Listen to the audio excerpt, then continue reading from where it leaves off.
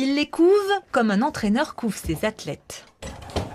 Allez les gamins. Jonathan, colombophile depuis 13 ans, est aux anges car samedi, ces pigeons voyageurs s'envoleront de Londres. Il n'a pas de nom ce pigeon. Il n'a pas de nom celui-là, non, pas du tout. Il en aura peut-être un peu Il en long. aura, j'espère bien, on l'appellera Londres 2012. Parmi les 50 oiseaux de son colombier, le jeune homme a soigneusement choisi les 3 meilleurs et a même un peu provoqué le destin.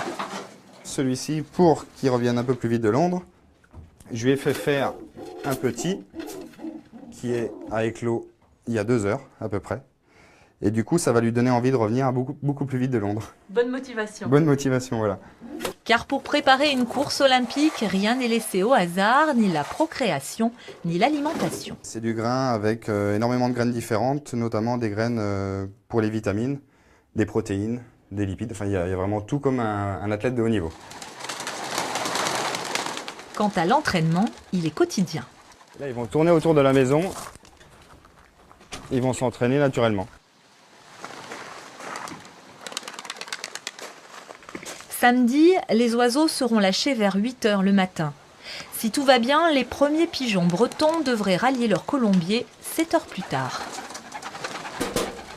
Donc c'est bon, le pigeon, il va rentrer de Londres. Hop, il va passer. Et voilà, il va se faire biper. Donc là, il est enregistré sur l'ordinateur. Et c'est cet ordinateur-là qu'après, moi, je vais prendre. Je le débranche et je l'emmène à la société pour dépouiller, pour savoir si j'ai gagné. Gagner, c'est bien sûr l'objectif avoué de Jonathan, qui cet après-midi a officiellement engagé ses pigeons pour le concours de Londres. Alors le 409 072.